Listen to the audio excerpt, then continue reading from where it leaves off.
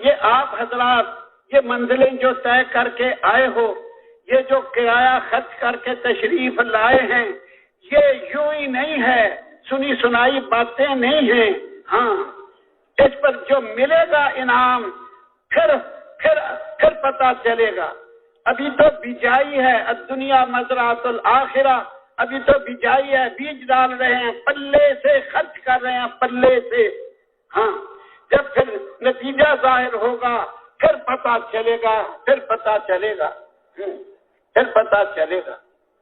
صحابہ کا ایک لشکر اللہ کے راستے میں جا رہا تھا، ایک آدمی سواری اس کے پاس موجود، وہ پیدل چل رہا تھا۔ یہ بھی حیات الصحابہ میں لکھا ہے۔ ہماری گزارش ہے حیات الصحابہ انفرادی ضرور پڑھا کریں، ہر آدمی کے پاس ہو۔ ہاں، گھر والوں کو پڑھ کے سنائیں۔ جو تبلیغ کے بارے میں جو چیزیں پیش آتی ہیں، حضرت کو اللہ جزائے خیر عطا فرمائے، ہم بہترین بدلہ عطا فرمائے، وہ ساری ہمارے لیے جمع کر کے دے گئے۔ ہاں، جمع کر کے دے گئے۔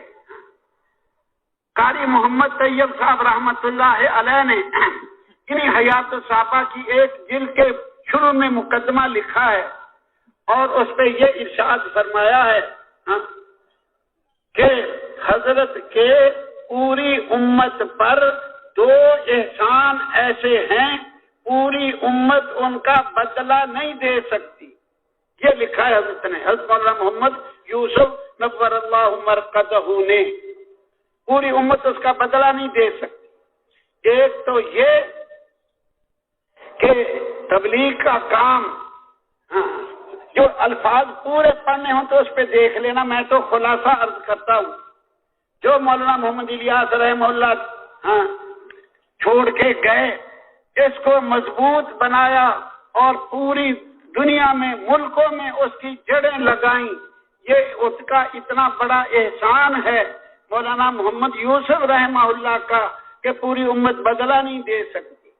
اور دوسرا لکھا ہے حیات الصحابہ، یہ کتاب، یہ ساری امت اس کا بدلہ نہیں دے سکتی۔ عوام تو عوام، خواص کے سامنے بھی یہ چیزیں نہیں تھیں۔ تو ہماری گزارش ہے حیات الصحابہ انفرادی ضرور پڑھا کریں، حیات الصحابہ۔ اور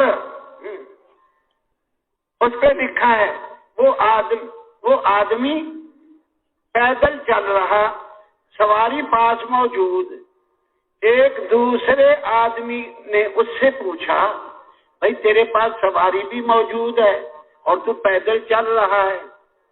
اس نے کہا میں اپنی سواری کو تھوڑا آرام دے رہا ہوں، اور میں نے رسول پاک صلی اللہ علیہ وسلم سے سنا ہے جو اللہ کے راستے میں نکلے، اللہ کے راستے کا گرد و غبار جو اس پہ پڑے، دوزخ کی آگ تو درکنار، دھواں بھی وہاں نہیں آئے گا۔